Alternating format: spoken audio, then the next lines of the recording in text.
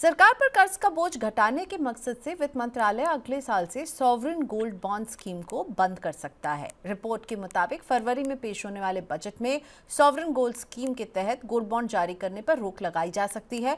Sovereign gold bond scheme की वजह से सरकार को महंगे कर्ज का बोझ जो है वो उठाना पड़ा और अब सरकार क्योंकि कर्ज का बोझ कम करने पर काम कर रही है, ऐसे में इस महंगी स्कीम पर रोक लगाई जा सकती है। सरकार ने मौजूदा वित्त वर्ष 2024-25 के दौरान सॉवरेन गोल्ड बॉन्ड स्कीम से 18,500 करोड़ रुपए जुटाने का लक्ष्य रखा है। हालांकि स्कीम के बोझ की वजह से इस साल भी कोई गोल्ड बॉन्ड जारी नहीं हुआ है। तो ये खबर लगातार इस साल हम सुनते रहे और इस साल हमने एक भी एसजीबी का ट्रांच आते हुए भी नहीं देखा है।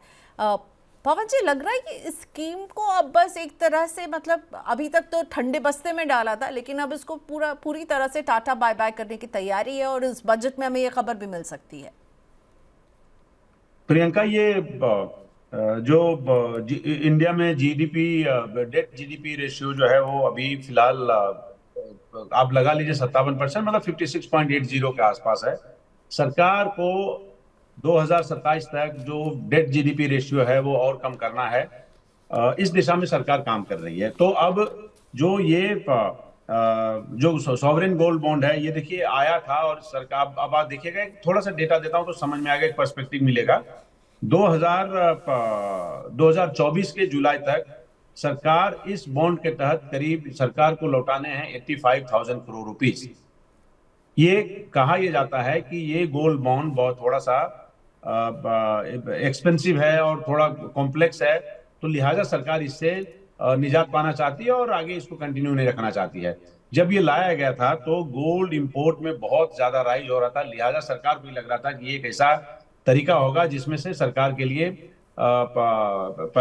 पैसे उठाना आसान है। दूसरा साथ ही साथ ये था कि जो राइजिंग गोल्ड है उस पर काफी हद तक लगाम लग सकेगी।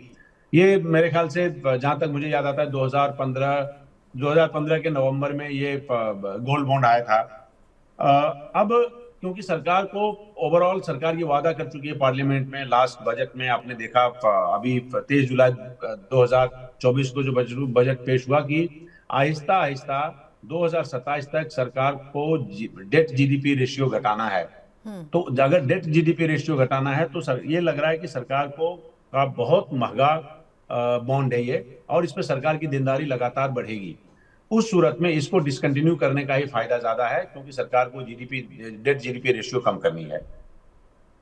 राइट। और ये डेट का बोझ इसलिए भी गोल्ड बॉन्ड से ज़्यादा है क्योंकि इसमें सरकार जो है एनुअली 2.5% का आपको आरपीआई जो है वो ब्याज भी दे रही थी और इसीलिए एसजीबी इतने पॉपुलर भी हुए। और अब सरकार को लग रहा है कि वो जो 2.5% का जो ब्याज दे करके इसको इतना अट्रैक्टिव बनाया गया था, वो सरकार के लिए उल्टा अब जो है एक तरह से बोझ बन गया है और इससे छुटकारा पाना चाहते हैं। और ये writing is on the wall जो कहते हैं, 2024 में हमने एक भी ट्रांच आते हुए नहीं देखा और अब लग रहा है कि जब 1 फरवरी को बजट पेश होगा तो एफएम इसे बाय बाय फाइनल कर रही होंगी। इनका करीब 74,000 करोड़ रुपए आए और ये अलग अलग ट्रांच में मैं कह रहा हूँ, पर जो मेच्योरिटी जिसमें सरकार को इतने पैसे लौटाने हैं उसके हिसाब से आप कहिएगा तो जो आंकड़ा मैंने दिया वो 85,000 करोड़ के आसपास। तो सरकार को लगता है कि बड़ा हमंगस अमाउंट है और आगे चल के ये ना बोझ बढ़ाएगा। तो जब इसको डिसकंटिन्यू करना मतलब सरकार के लिए एक बड़े फाइनेंशियल बुद्धिमत्ता की निशानी होगी। राइट। लेकिन जो निवेशक गोल्ड में निवेश करते थे एसजीबी के रूट के जरिए, उनको लगातार, पवन जी, हमने भी अपने प्लेटफॉर्म में बताया कि एसजीबी बेस्ट है क्योंकि आपको गोल्ड का रिटर्न मिलता है और ब्याज मिलता है। लेकिन अब ये जो बेस्ट निवेश का ऑप्शन है ये आपको नहीं मिलने वाला है।